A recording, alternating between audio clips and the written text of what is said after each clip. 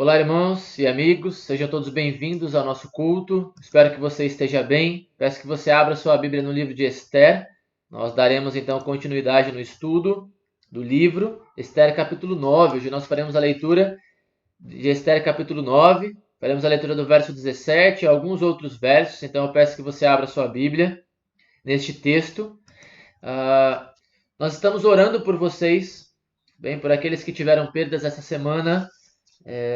Nós estamos orando para que Deus conforte os corações, por aqueles também que estão passando por problemas de saúde na família, ou até mesmo problemas pessoais. Nós também estamos em oração, estamos à disposição de vocês para aquilo que for preciso. E caso vocês tenham alguma necessidade, entrem em contato. Peço também que fiquem de olho ali no grupo do WhatsApp. Essa tem sido a nossa forma de comunicação com vocês. Então fiquem de olho no grupo do WhatsApp em relação aos avisos e algumas outras coisas que nós colocamos ali, pedidos de oração. Fiquem de olho na página, no grupo do WhatsApp, tudo bem? E durante essa semana a gente vai atualizando vocês sobre um possível retorno de nossas atividades presenciais. Então abra lá em Esther capítulo 9. Nós faremos a leitura do verso 17, como eu falei, mais alguns outros versos ali. Então, Esther capítulo 9, verso 17 diz assim: Sucedeu isto no dia 13 do mês de Adar. No dia 14, descansaram e fizeram dia de banquetes e de alegria. Os judeus, porém, que se achavam em Susã, se ajuntaram nos dias 13 e 14 do mesmo, e descansaram no dia 15 e o fizeram dia de banquetes e de alegria. Agora vai lá no verso 17. Determinaram os judeus e tomaram sobre si, sobre a sua descendência e sobre todos os que se chegassem a eles, que não se deixaria de comemorar estes 2 dias, segundo o que se escrevera deles e segundo o seu tempo marcado, todos os anos. Verso 28. E que estes dias seriam lembrados e comemorados geração após geração por todas as famílias, em todas as províncias e em todas as cidades, e que estes dias de Purim jamais caducariam entre os judeus, e que a memória deles jamais se extinguiria entre os seus descendentes. Então, a gente viu algumas lições aí com o livro de Esther, falamos a respeito das circunstâncias, que a promessa de Deus será cumprida independente das circunstâncias. Falamos a respeito do que nós devemos aproveitar os momentos, aproveitar o tempo, aproveitar as oportunidades que Deus coloca no nosso caminho. Aprendemos também que Deus deve estar à frente dos nossos planos. Lembra que Esther, ela pede para o povo jejuar, ela vai jejuar também com as suas servas, e após esse tempo de preparo, ela vai para a Câmara Real falar com o Assuero. Lembra que ela poderia morrer por fazer aquilo, o rei já não chamava ela há 30 dias, e ela se coloca à disposição, ela coloca Deus à frente dos seus planos. Falamos também que é preciso confiança e coragem para enfrentar as lutas, porque mesmo depois de ter se preparado, Esther precisou ir até a Câmara Real para falar com o rei. Ela já tinha presenciado o que havia acontecido com a antiga rainha, quando desobedeceu uma ordem real e foi expulsa do palácio. E agora havia uma ordenança, havia um decreto real que ninguém poderia entrar na Câmara Real se não fosse chamado. Esther então se prepara para fazer aquilo, mas ela precisou de coragem, precisou de confiança para enfrentar as lutas, e isso vai ser necessário para nós. Nós precisaremos de coragem, nós precisaremos de confiança em Deus para enfrentar as situações adversas que aparecem na nossa vida, os imprevistos que acontecem na nossa vida. Isso vai ser necessário. E hoje então nós falaremos a respeito de mais algumas lições, especificamente 2 lições que nós podemos tirar com o livro de Esther.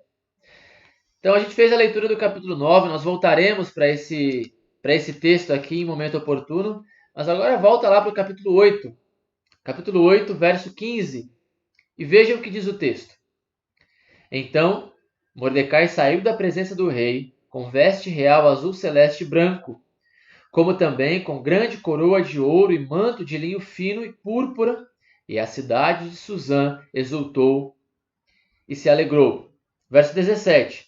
Também em toda a província, em toda a cidade, aonde chegava a palavra do rei e a sua ordem, havia entre os judeus alegria e regozijo, banquetes e festas, e muitos dos povos da terra se fizeram judeus, porque o temor dos judeus tinha caído sobre eles. A próxima lição que nós veremos, a primeira de hoje e a quinta lição no total, é que nosso testemunho deve ser maior do que as circunstâncias. Veja, nós não sabemos exatamente esse verso 17 ao que ele se refere. Há quem acredite que isso aqui está falando apenas que os povos da terra, naquele momento, perceberam a força que os judeus tinham e, por um motivo interesseiro, se aproximaram do judaísmo. Mas eu particularmente creio que isso aqui não se refere apenas a isso. Obviamente, nem todos que se aproximaram do judaísmo se aproximaram por piedade. Mas a gente não pode dizer com certeza que entre essas pessoas que se aproximaram do judaísmo não havia pessoas que realmente tinham um coração sincero. Então, independente do que tenha sido essa aproximação, uma lição que nós podemos aprender é que o testemunho de Mordecai e o testemunho de Esther foram tão grandiosos que toda a Suzã ficou sabendo da história deles. Por quê? Porque foram corajosos, porque foram confiantes, confiaram em Deus, colocaram Deus à frente dos seus planos, entenderam que aquele era o momento e não perderam a oportunidade que tiveram naquele momento. E por isso deram um testemunho tão grandioso, de tal forma que toda a Suzã agora conhece a história de Mordecai, conhece a história de Esther. É muito fácil bem dizer a Deus quando as coisas estão bem, mas quando as coisas começam a piorar, sair do nosso controle, nós amaldiçoamos o próximo, nós amaldiçoamos a Deus, nós murmuramos. Mas é muito fácil abençoar quando as coisas estão bem. Então, o testemunho de Esther não estava condicionado a uma circunstância específica, ou seja, não foram as circunstâncias que tornaram Esther fiel, mas foi a fidelidade de Esther que criou as circunstâncias. Então, nosso testemunho não deve estar condicionado a uma circunstância. Nosso testemunho no bairro, nosso testemunho na vizinhança, na família, no trabalho, na escola, na universidade, enfim, no ambiente que nós estamos inseridos durante a semana, o nosso testemunho deve ser maior do que a circunstância. E muitas vezes nós apenas reclamamos a respeito das situações. Porque eu deveria estar naquele lugar e não aquela pessoa. Eu deveria fazer aquilo e não aquela pessoa. E a gente acaba perdendo o nosso testemunho pela murmuração e porque nós condicionamos o nosso agir, o nosso falar, o nosso pensar às circunstâncias. Nosso testemunho de fé deve ser maior, nosso testemunho de coragem, testemunho de confiança.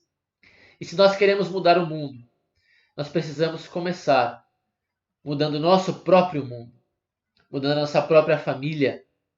Muitas vezes nós queremos ser lembrados por coisas grandiosas, nós queremos o reconhecimento, mas nós não temos a capacidade de mudar nem o nosso próprio mundo, nem a nossa própria vida, nem a nossa própria família, nem a nossa própria forma de agir ou de pensar, e nós queremos então ser lembrados por grandes feitos.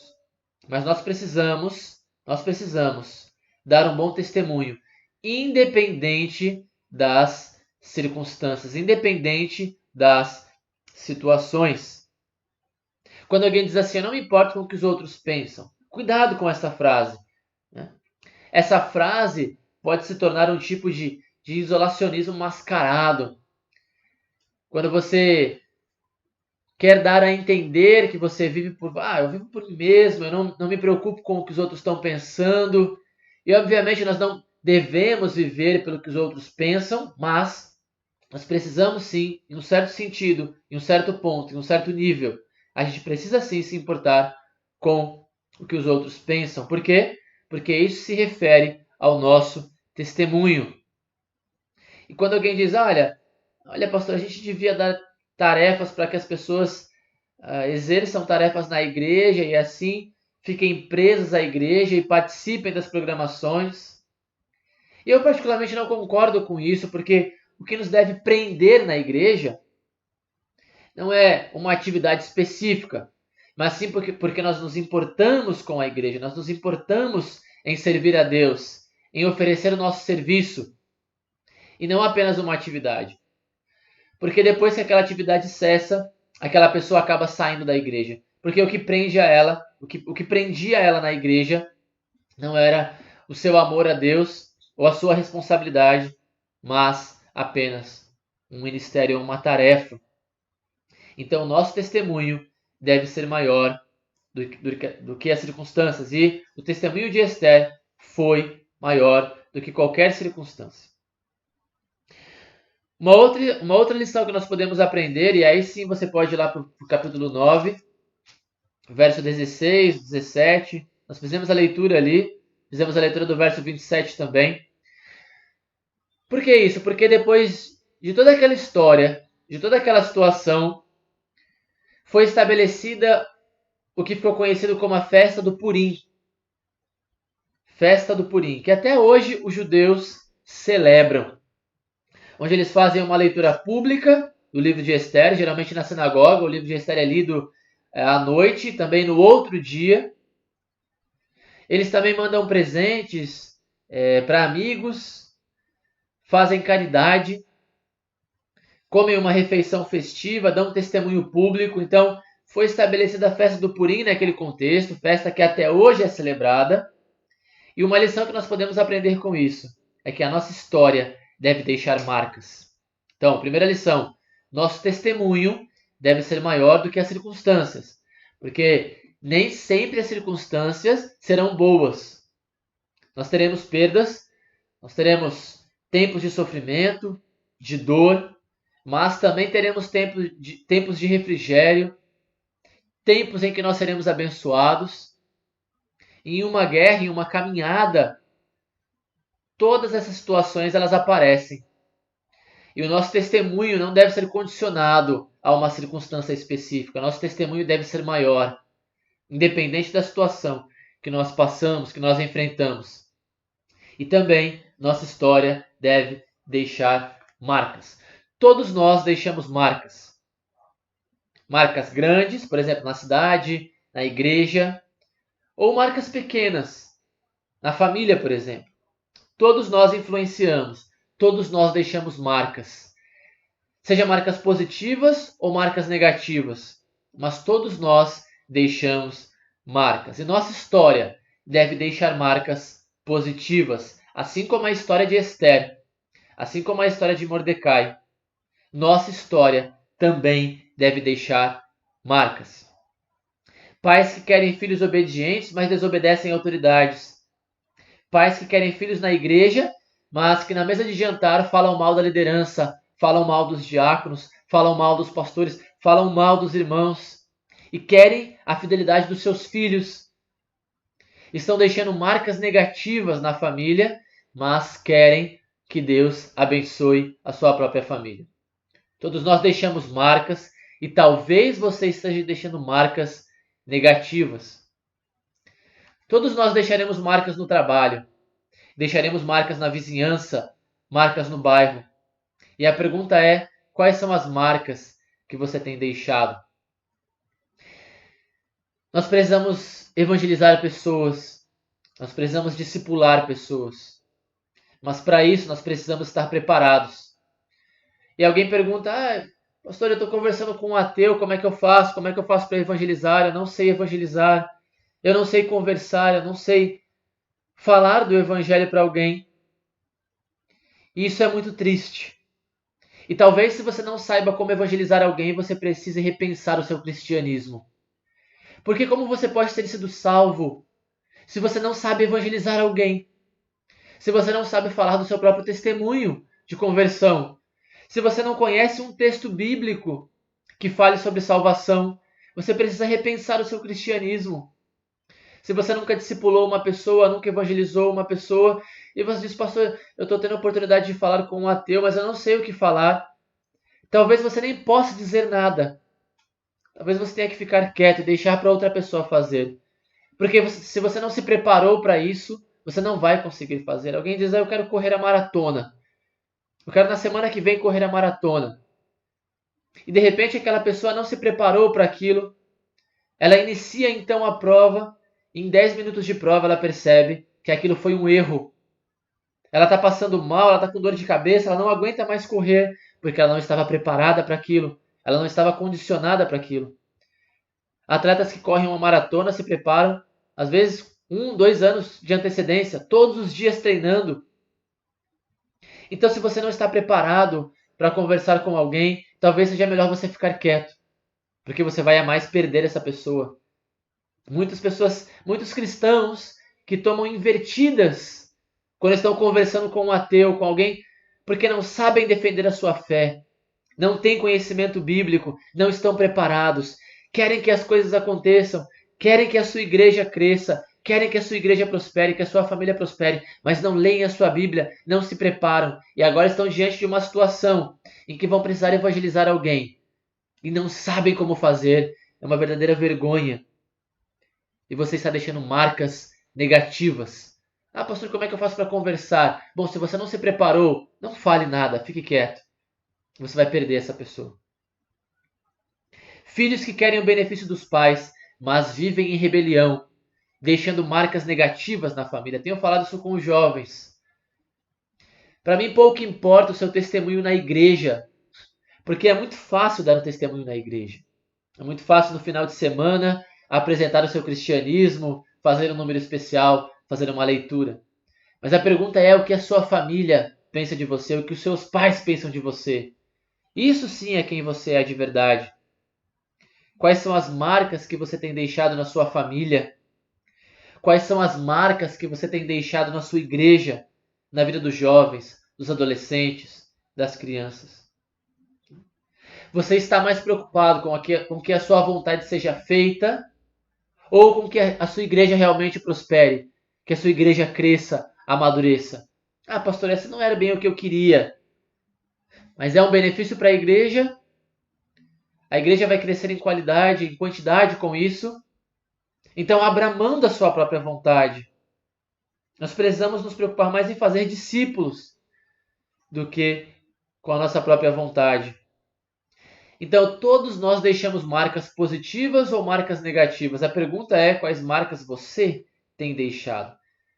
Por exemplo, se eu fizer a leitura de alguns nomes aqui, alguns personagens históricos, alguns bíblicos, outros não, com certeza já de primeira já vai vir alguma coisa na sua cabeça. Quando eu digo, por exemplo, Hitler, você já tem uma imagem desse personagem, uma marca, geralmente negativa.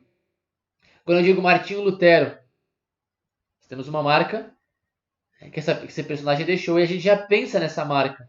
Jesus Cristo, o apóstolo Paulo, Stalin, Mao Tse Tung, William Carey, Savonarola, John Hus, Albert Einstein. Quando eu falo o nome desses personagens, você automaticamente pensa em alguma coisa, numa marca que essa pessoa deixou. Todos esses deixaram marcas grandes. Algumas marcas negativas, outras marcas positivas. Mas, independente se nós estamos deixando marcas que são pequenas ou grandes, nós precisamos deixar marcas positivas na vida das pessoas. Nós podemos ser lembrados como murmuradores, como briguentos, como barraqueiros ou como pessoas piedosas.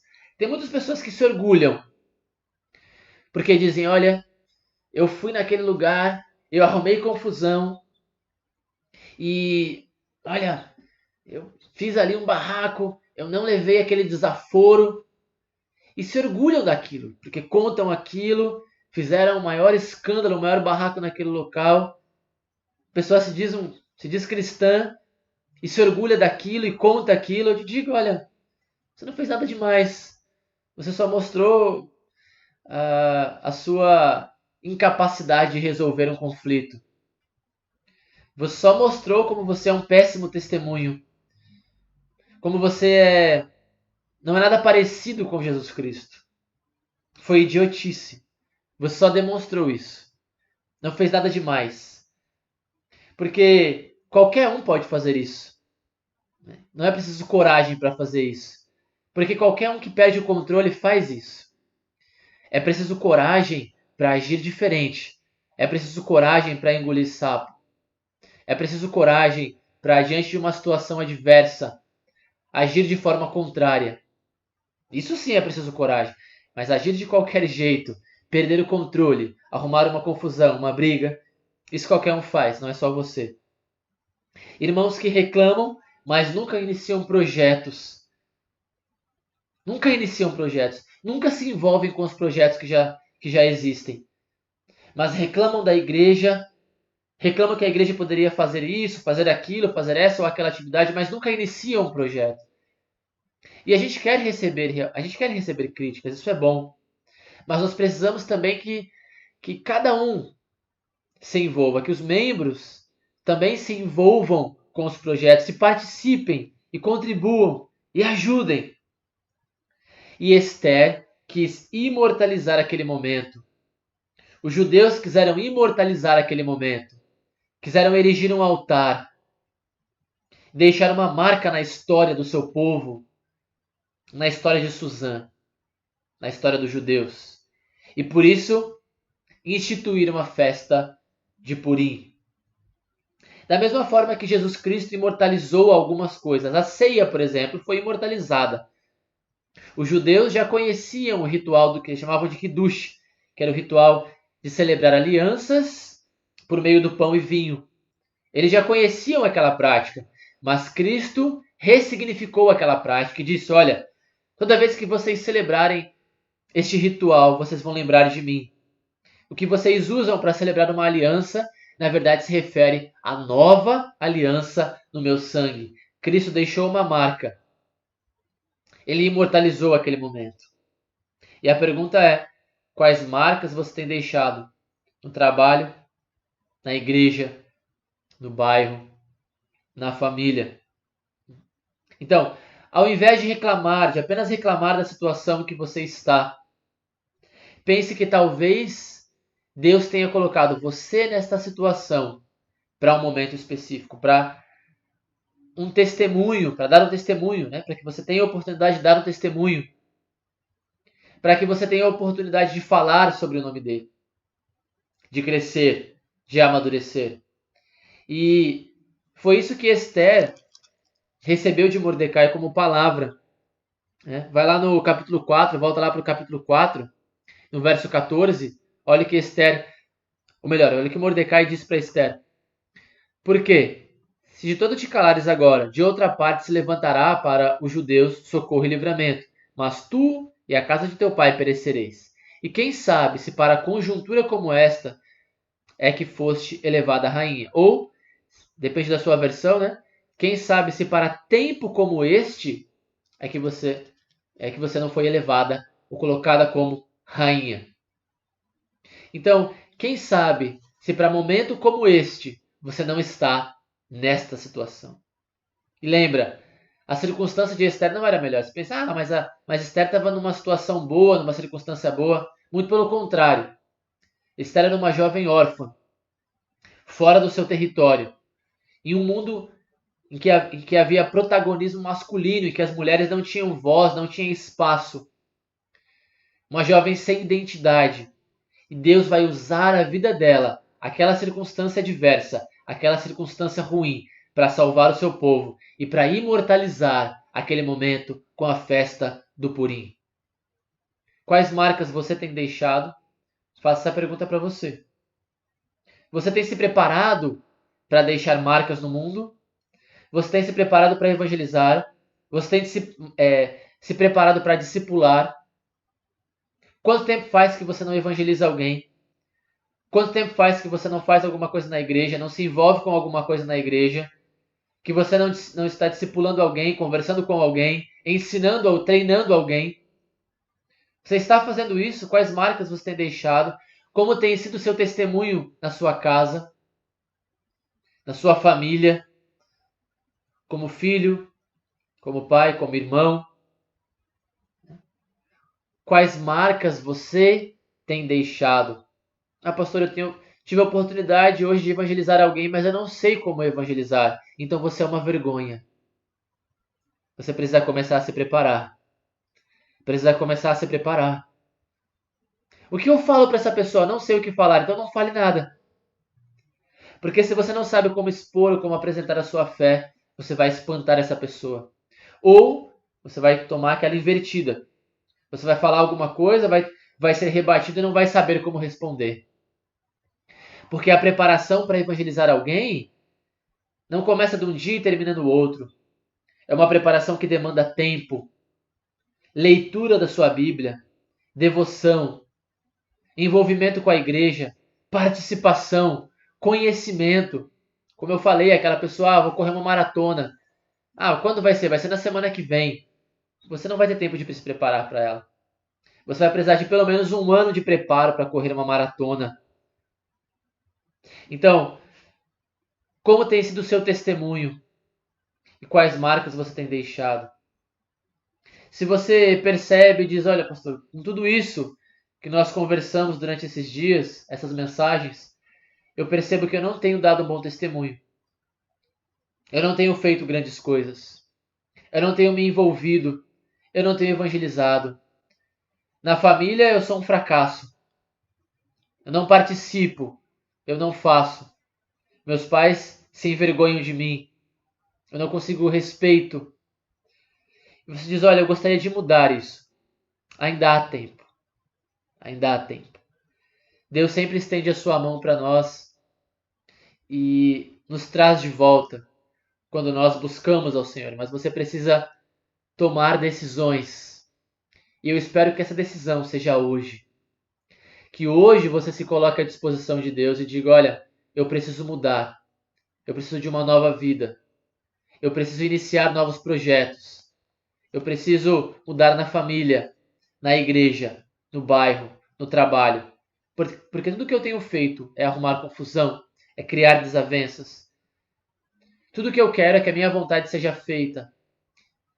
Eu não me importo com o crescimento da minha igreja. Já há muito tempo que eu não evangelizo alguém. Eu gostaria de começar a fazer isso. Que seja hoje o dia em que você vai iniciar este preparo. Que você vai retornar. E Deus certamente irá ao teu encontro. Relembrando então todas as lições que nós vimos. As 6 lições. Anota aí. Primeira lição com o livro de Esther. O cumprimento das promessas de Deus não depende das circunstâncias. Não existe situação tão ruim em que Deus não possa agir. E mesmo diante de uma pandemia, nós veremos o agir de Deus. Segunda lição. Devemos aproveitar as oportunidades que Deus coloca no nosso caminho. Devemos aproveitar as oportunidades que Deus coloca no nosso caminho. Oportunidade de servir na igreja, em casa, no trabalho. 3. Deus deve estar à frente dos nossos planos. Deus deve estar à frente dos nossos planos. Não crie seus próprios projetos e planos e peça para Deus assinar ou chancelar alguma coisa. Mas coloque a tua vida nas mãos de Deus. Coloque Deus à frente dos seus planos. E certamente você não vai errar. Quarta lição, é preciso confiança e coragem para enfrentar as lutas, os imprevistos. Nem sempre as coisas serão boas, nós passaremos por situações ruins, mas nós precisamos de coragem, de confiança em Deus para enfrentar as circunstâncias e as lutas.